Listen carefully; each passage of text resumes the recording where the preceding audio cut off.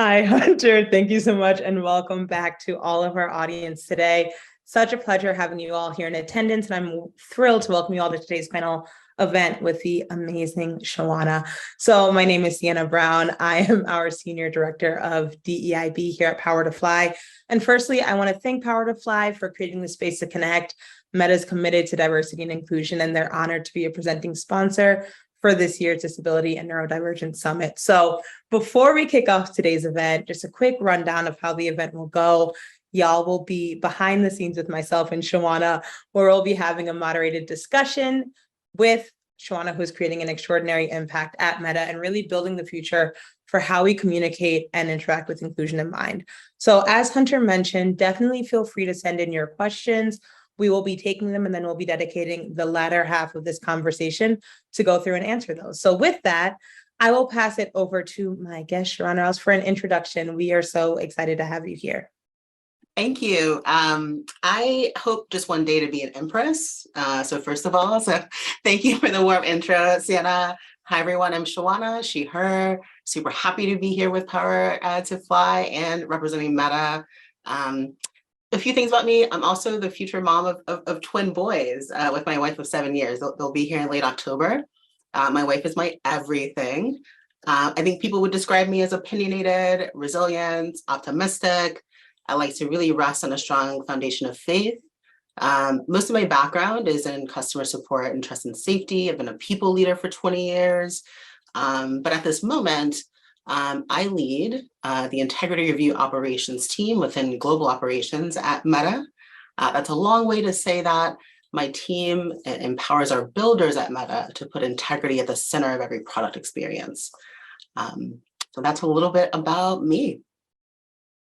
Amazing. Well, thank you. I'm so excited to dig into the conversation today, and I'm sure that our audience is as well. So I want to kick off with,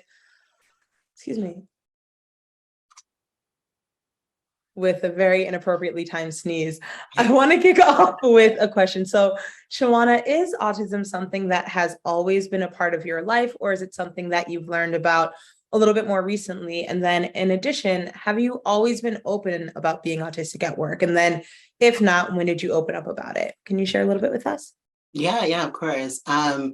Autism has always been a part of my life, whether the people in my life acknowledge it or not. I think some things that helped me as a kid was going to a very specific Afrocentric Baptist Academy in Brooklyn, New York, where we really got to explore a lot about how culture works, how people work together, and arts and dance. And it really introduced me to a different way to view my own brain. So I've got some soft diagnoses as a kid, but my more official diagnosis was in early 2019. It really, I would say it's a transformative year for me in the way I viewed myself.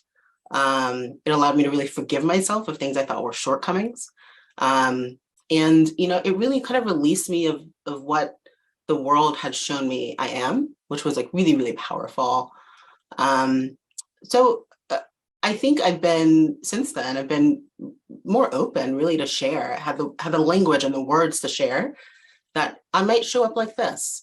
Or I might do these things. This is what this means, or I might not understand that. And I think, based on my work experiences so far in my 20 years of leading people, if I weren't at Meta at that time of the diagnosis, I'm not sure if I would have felt as psychologically safe to open up.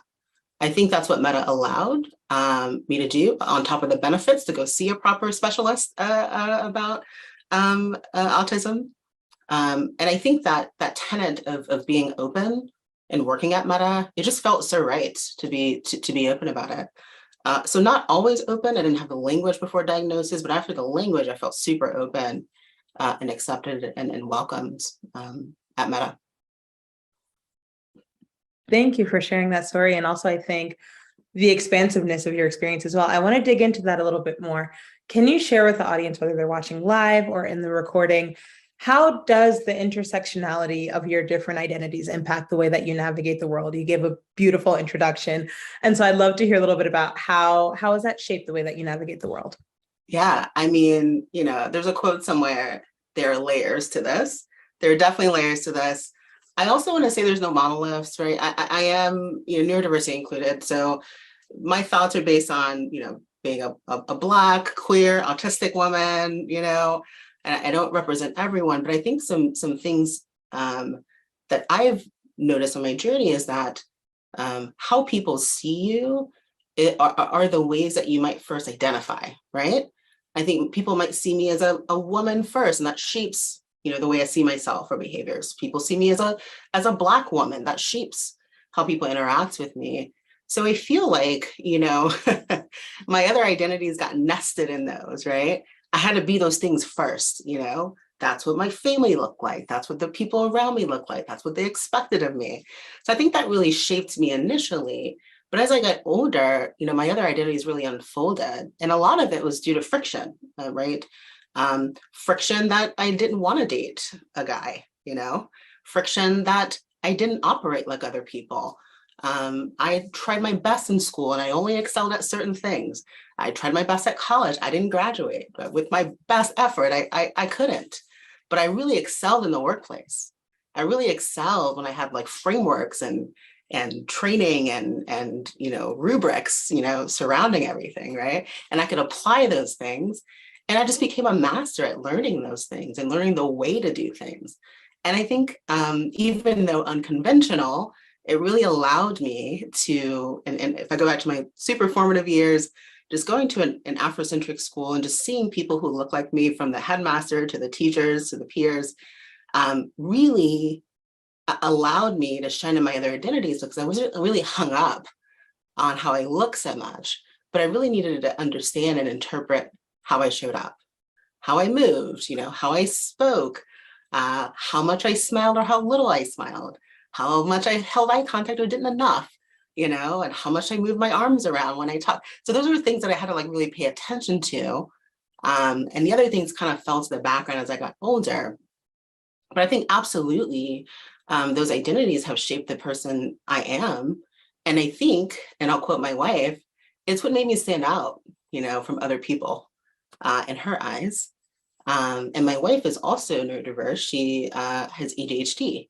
So I think it helped, we have this really cool way of understanding each other, though we're not the same, that really helps, as another layer to our relationship. So yeah, I think from top to bottom, it's definitely shaped who I am and who I surround myself with, who I married, all those types of like really important life, where I work, right? All those important life decisions. I love that. I mean, again, just thank you for sharing that with the audience, because I also think it gives a little bit of a clearer picture of what that journey looks like, right? Oftentimes we see folks where they are now, but what that path might have been to get there. So I really appreciate you sharing that, Shawanna.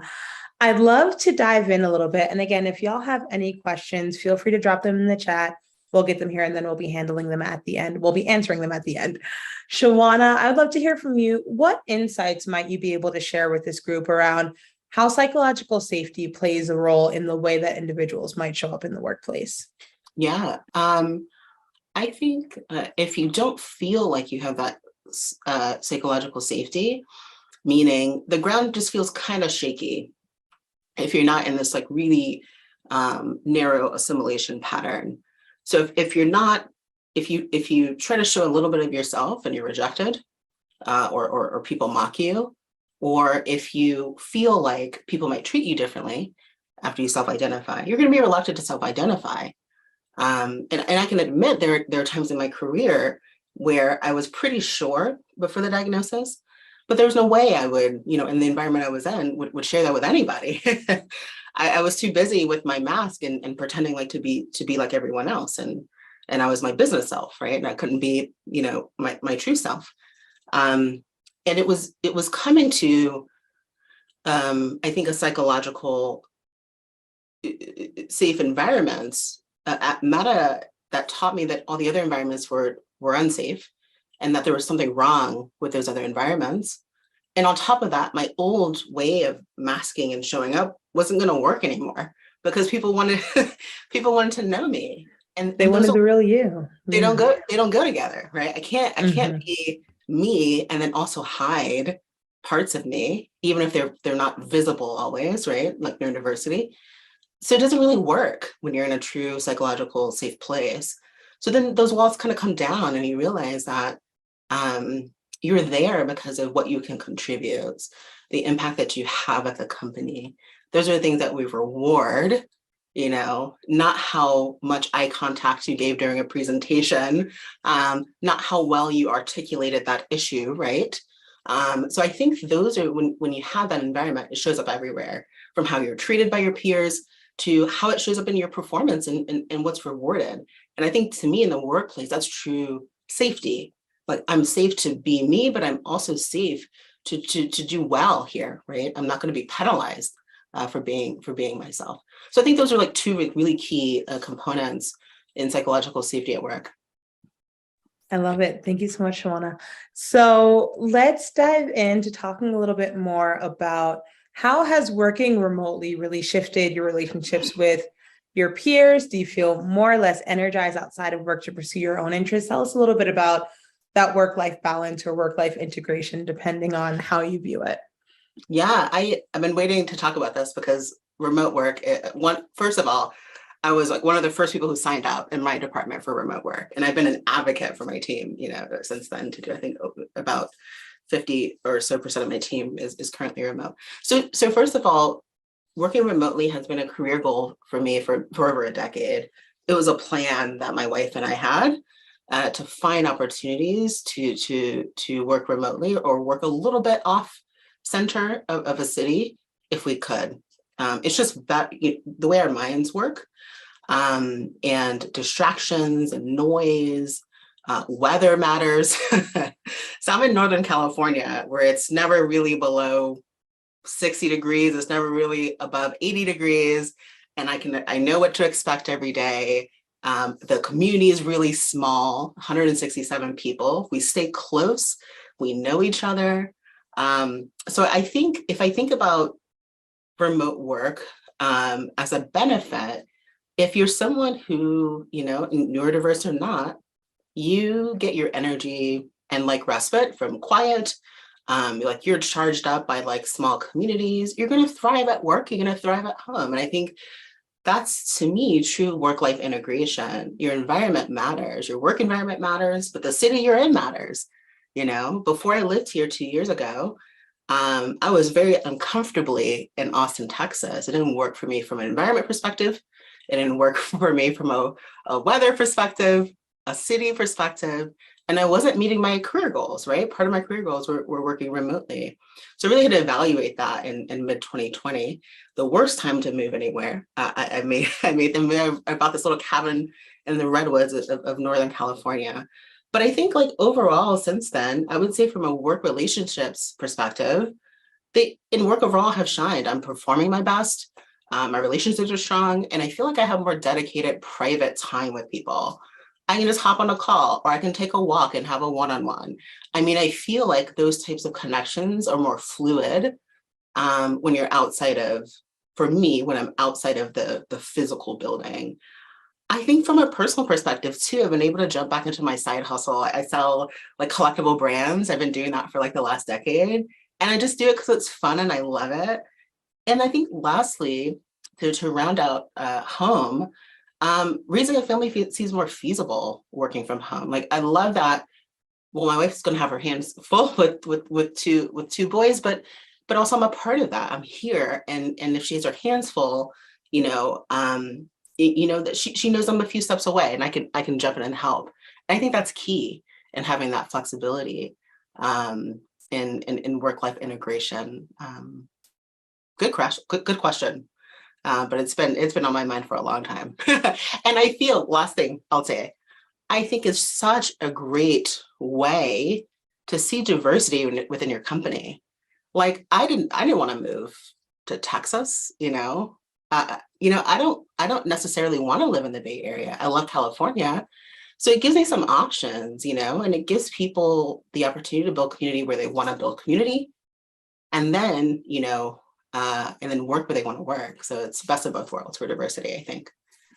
I love that. And also that sentiment of fulfillment as well, right? Having the freedom and flexibility to be where you need to be able to live your best life. When you were talking about decision fatigue, I'm right there with you. It's like less is more sometimes, and really being able to show up as your best self. I love it. Shawanna, thank you so much. We're getting in some questions from the Oh, audience right cool. now, but before we dive into those, I just want to ask you one more question for the group here. Yeah. How has your access to neurodiverse representation and histories really affected the decisions that you made along your career path? You mentioned that a little bit with where you were located and the companies that you were working at before, but what really landed you at Meta and what keeps you there? And then also, what were some of those decisions that you had to make along your path? Yeah, I would say I'll start with what landed me at Meta, and it's someone who just believed in me, regardless of whether I went to a designer school, regardless of my most of my history in retail. They saw that in me, and I think like that sponsorship from someone who doesn't necessarily look like me is so critical for people who are underrepresented. So I do want to shout out there. I think, apart from the referral, I think what landed me here, what made me choose Meta, was in my interview, I met someone who was neurodiverse in my last interview of the day. And I was like, wow, like, wait a minute. So like this company sees the value in people who show up differently. This is good. I've got to be here. I've got to figure out how to be here. And that was in early 2018. I think what keeps me here is my community of neurodiverse people. And some of this is grassroots, neurodiverse people coming together, neurodiverse people supporting parents of neurodiverse people, right? So some of these are grassroots, and then some of this is what Meta is doing. And I think like having this support from a company, where I spend 8 hours a day, and then around my autistic peers who I see in business reviews with me, right? Some autistic parents are really senior directors, and they talk to me about their kids experiences, and I can have those conversations. So I think those are the things that really keep me at Meta. That there's this really good like fabric of belonging and inclusion that I haven't seen replicated anywhere. And I have a bunch of friends in tech, and I hear their stories. But for me, and how I show up, that has a staying power for me. And I think I have, and I will continue to refer and recommend neurodiverse people to work at Meta. I think there's a power in community. I see some incredible things that are happening at Meta today, and on the horizon for Meta for neurodiverse people, from a program perspective, safe spaces, initiatives, like really putting money into the community. And really, I think that the ultimate future of neurodiversity looks at those facets of neurodiversity as an asset to their business. I love that. Thank you so much. And I mean, this also goes right into one of the questions that we just got from the audience, Shawanna. Someone asked, while interviewing for companies, what might they or what should they look out for as red flags or green flags as a neurodiverse person? Is this someone who is neurodiverse who's interviewing, or this is interviewers? Yeah, so this is someone who is neurodiverse interviewing to be at different companies. What should be things that they should look out for? Flags. Exactly. I can talk about red flags I've seen. Red flags I've seen are, at other companies while interviewing, is like, interrupting me abruptly while I'm speaking, or not making an effort to know me deeper than surface on the resume.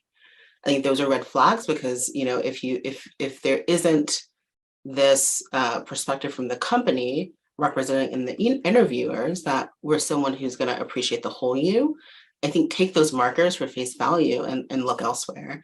I think green flags that I've seen show up really well. I mean, it's always great, from multifaceted, to have someone in the interview pool who looks or represents you. But I think the other things to notice is, are they able to really switch it up a little bit? Something that I noticed that interviews did really well is switch between more behavioral questions or, examples of situations you've been in versus situational, where you have to look and prospect in the future, which, I'm not very great at prospecting, situations I haven't been in. So I think, when you see those practices that actually include different views of thought, I think those are great markers and green flags of a great company to work for. I think I would also look at their commitments to their communities, either in the community they serve or internally. What are their diversity commitments? What are their specific neurodiverse commitments? And see how they show up, for that community. I think those are also green flags, during the interview process. Even before you have your first interview, you can look into that. I think that's super important. So those are a couple of reds and greens, if that's helpful. Of course it is. Thank you, Shawanna. And thank you to those of you who asked that question. I want to dig into one more. Bridget asks, how do you figure out what accommodations an employer might be open to having for someone who might identify as neurodiverse? Yeah, it's a little bit different if you work at the company versus not. If you don't work at the company, they do tend to publish, companies tend to publish their benefits, but internally at the company, I know at Meta, we have quite a few avenues where I can either directly ask people, or I can go to like a knowledge base and like look at those things. But I do think it's a menu of items. Like, do I use all of the, the features and the benefits available to me? No, I don't need them all. But I do know people who need more. I know people who need fewer of those accommodations. One big accommodation for me is remote work. That really appeals to everything that I need. I can control the temperature of the room I'm in. I can dress in clothes that are more comfortable for me. I can be barefoot, things like that really work for me. But I think if a company is doing well at featuring these benefits, they're putting them everywhere. They're making it accessible to you. And I think it is dependent on which ones you use. I think one of the second most important things for me was just access to a specialist who could help me understand me, and a psychologist who can really help me go through those places and those events in my life, and just help me forgive 5-year-old me or 12-year-old me for just not knowing the way. I think those are the really awesome things. I think something cool that I'll mention last is flexible work on top of remote work is even better, right? I can place where I need to take breaks, where I need to rest. I can, sometimes I work more or sometimes I work fewer. I can really flex. When I think about work-life integration, it's also that wax and wane of energy that I just need to ride that wave. And I think that's really, really important as a benefit, to be able to have control over your schedule and the time that you spend with people versus the time that you're doing productive work. So I think those are some ways that I've seen either companies I don't work at really show up. They put it out there publicly. They highlight their neurodiverse people. I know at Meta, I've seen both. So our public commitments, I've seen a lot of what we offer as accommodations internally for people who are neurodiverse. That could be how you spend your time. It could be what kind of chair you use. It could be how much screen time that you can accept. It can be all kinds of things, and they keep it really local and soft to the manager, so you have a lot of flexibility on what you can use. I love that. And Shawanna, you're making me want to dive in a little bit to the allies and advocates as well, right? I think some of them in the audience would love to hear from you. What would be some advice that you might have for neurotypical people to better support their neurodivergent coworkers? Yeah, I think there's an element of curiosity that I find refreshing when people just want to know your story. And I think that's the most important thing you can do, because I think you mentioned this earlier where you say, how someone's showing up today, but you don't know how they got there. I think that's a simple way in getting to know people who identify as neurodiverse. And I think there's something that you do as you grow as a manager, and you become a little bit more flexible, right, into different work styles. So I think it's being okay if people reach the finished goal differently, being okay with the method, as long as they're doing the thing that's expected of them. I think that's super important, and understanding the different ways that people show up and work. I think it's also, as you get to know neurodiverse people, sharing those stories so that the people on your team who are inviting other people in the company know what that looks like. I think that those are ways to really be great allies. And I think the last two are the ones I talk to people and leaders at the company the most. Show up, like be there, show up for events, show up with your neurodiverse people, sit next to them, be on the video call with them for the events that they attend. And I think the one that's benefited me the most is be a sponsor, put your name, your title, your status on the line for someone who is neurodiverse to give them the opportunity they might not have organically. So I think that those two I really stress in allyship for neurodiverse people. I love that, Shawanna. You are just giving so much knowledge. I hope y'all are taking notes. And if you're not, go watch the recording and take them afterwards. Shawanna, before we end our conversation today, I want to do a little bit of visioning and have the audience hear from you. What does the future of the neurodivergent community at work look like? Yeah. To me, the future, and I'll expand on what I said about neurodiversity as an asset. I think there are really beautiful behaviors and traits that I've seen in neurodiverse people, the ability to really connect the dots between like seemingly unrelated things, the ability to think strategically, really the ability to go deep on a topic and really be like a deep-seated expert on the team. I think there are really benefits in both human and in business benefits to inviting more neurodiverse people into the company. I think the future of neurodiversity looks like when we talk about diversity, neurodiversity is natively included, right? In any other invisible or not as visible diversity. I think another thing that what the future of neurodiversity looks like is that people feel really comfortable self-identifying and sharing their journey and being open in every space, like not just companies that they have to vet red and green flags, but every company where they can really show up as themselves and they don't have to bear the burden of assimilation and trying to mask and exhausting themselves. There's a very I think early 2021 there's a few articles about the specific languaging or their specific burnout that people who are autistic feel because of the heavy weight of the masking and the behaviors and being on camera for long periods of time. So I think when I wrap it up, we build our tools, our products, our operating models for our businesses, we hire our people with neurodiversity in mind. I think that's what it looks like to me. I love that. I mean, what a powerful way to wrap up today's event, Shawanna. I want to say thank you so much for sharing your time, your experience, your expertise, and also the behind the scenes of your journey as well, to be able to hear where you are today. And just really, I just want to say thank you again. We really appreciate you taking time out of your busy schedule to be here. I just want to say to the audience, we hope you enjoyed hearing and learning from Shawanna's experiences today. And of course, before we hop off, and Shawanna, I'll give you a little bit of space to say goodbye and tell the audience where they might be able to follow you or reach out. I just really want y'all to be able to go to the pinned link in the chat to connect with Meta for upcoming career opportunities. We really look forward to connecting this community with more of these conversations. And Shawanna, any last words before we end? Thank you again so much for your time. Yeah, I mean, think about what allyship looks like for neurodiverse people. Think about breaking the barriers of where you can show up as neurodiverse people. Mm-hmm.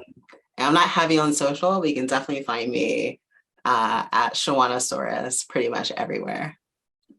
Amazing. Well, thank you so much, Shawanna, for your time today and for sharing with this group, as well as thank you to Meta for being one of our sponsors. It was amazing to chat with you. And Hunter, I will pass it back over to you.